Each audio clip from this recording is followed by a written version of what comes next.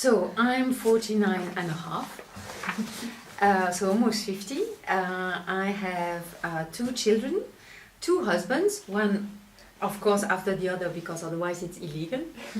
And I was born in Brussels from an Italian family, I would say even an immigrant background because my grandfather was a miner.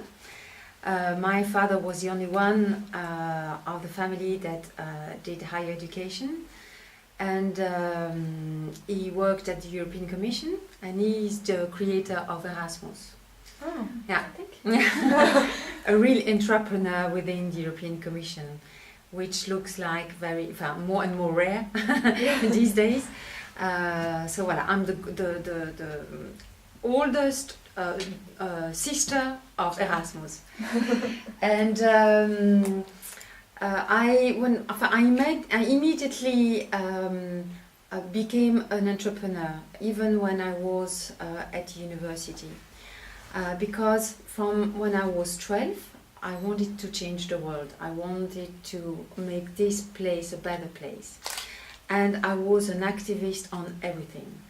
Against hunger in the world, against racism, against war, against you can imagine how many demonstrations I've made. I've also I did a strike for a hunger strike, so I did everything.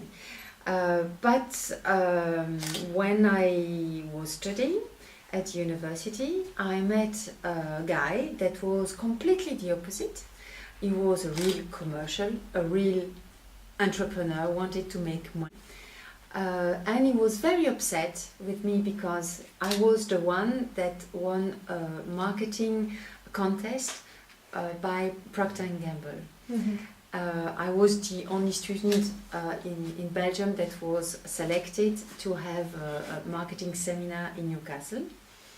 And I remember very well when I got this letter, I didn't know what marketing meant. So because there was no internet at that time, I looked in the dictionary and I said, oh, what an ugly thing. It's made for selling. It's really commercial stuff. I will hate that. But I'm very, very, very, very curious. And I had absolutely nobody working in, I would say, decision position in big private companies around me. I really didn't know that environment. So I wanted absolutely to know how it worked, and how also try to understand why these people were working for companies such as Procter & Gamble with absolutely no, sustainable objective.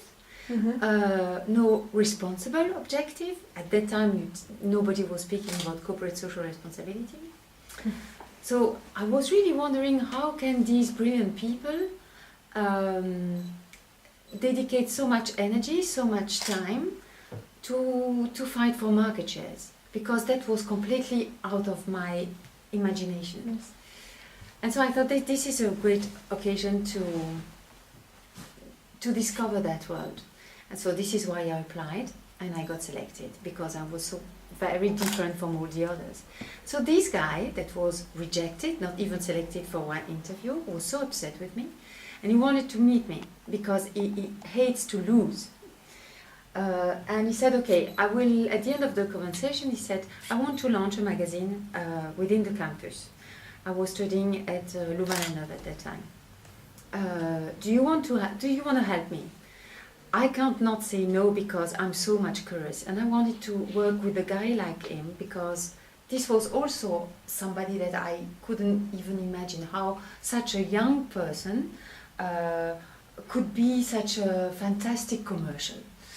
And I said, okay, I have certainly plenty of things to learn from him, so I will work with him and try to understand how it works, and try really to be inspired by that. So in parallel with a lot of activist activities, I launched this activity, and I couldn't even imagine that could become a company in itself. At the end of our studies, we had already one magazine, not only for Louvain-la-Neuve, but for all the campuses, the French-speaking campuses in Belgium, which was a revolution because at that time all of them were fighting against each other. And we just launched the Dutch version of the magazine, Campus and Université.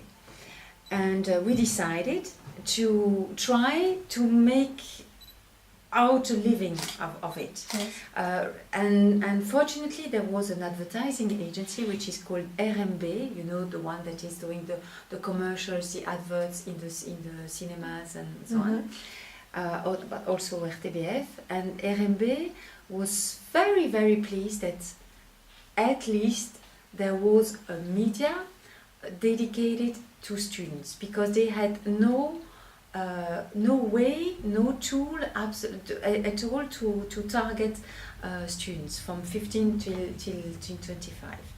And so they really helped us launching the magazine at a larger scale.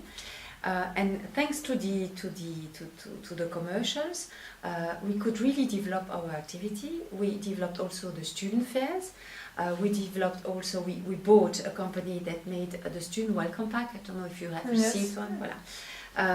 We launched the baby boom, which was exactly the same, but for mothers within the hospital just giving birth to babies. And the student welcome pack, for example, after 2 years was spread in the whole Europe, even to in Moscow, in more than 2 million copies. So 2 million student welcome pack. And we ended up by having a company with more than 50 persons working for us.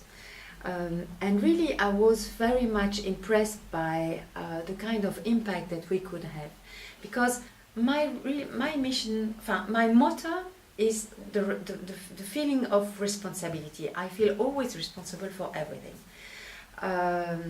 So this is why I want to make the difference. But my ultimate goal is to have an impact. I want to be a change maker. And having an impact is so important for me, because I'm a real work alcoholic. I sleep very little hours, and I'm always working. But that has a mean if you have impact on the society. Otherwise, what for? And so at a certain point, I've done the comparison between 1 hour given within one of my associations, my NGOs, and 1 hour given in my company. And I saw that when I gave energy in the framework of my company, I had more impact, because the things were much more clearer. We had much less fights between each other, because the bosses were the persons that were risking their own capital. In an NGO, everything is much more confused. Even if you should have a common goal, then everybody is seeing it in a different way. And you must always negotiate, always negotiate. And what I thought was not the right way of doing is that when you had a project of a global cost of 10,000, for example, we went to the public authority. If instead of 10,000 euro, they would have given 5,000 euro, then my colleague in the association would have made a project of 5,000, not of 10,000. So not the initial project. And I didn't agree with that. I said, when it's already great that we have 5,000, we will fight to have 5,000 from other sources of finance. For example, making pay the people to whom we would offer the trainings, or if you organize an event, having an entrance fee, or having private sponsors and so on. And they completely refused. For them, there was only one way of getting the budget, was going to the public authorities. And I thought that was not my way of doing. I prefer to do, because I'm very ambitious, so I prefer to do the project of 10,000 and to risk for the 5,000 that we don't have. Because I really do think that when you risk your own money, you give the best out of you. You're under a maximum stress. And this is a very, very, very, very good drive. And you need to be efficient, because otherwise you do that once. If you have money, you do it twice, but then you stop. You will never do it again. And so this is how I discovered that having a company could really change the world also, depending, of course, on how you manage a company, and especially what is your mission in the company. If your mission is to earn money and basta, and this is your how you define your success, okay, this is not my way of seeing it.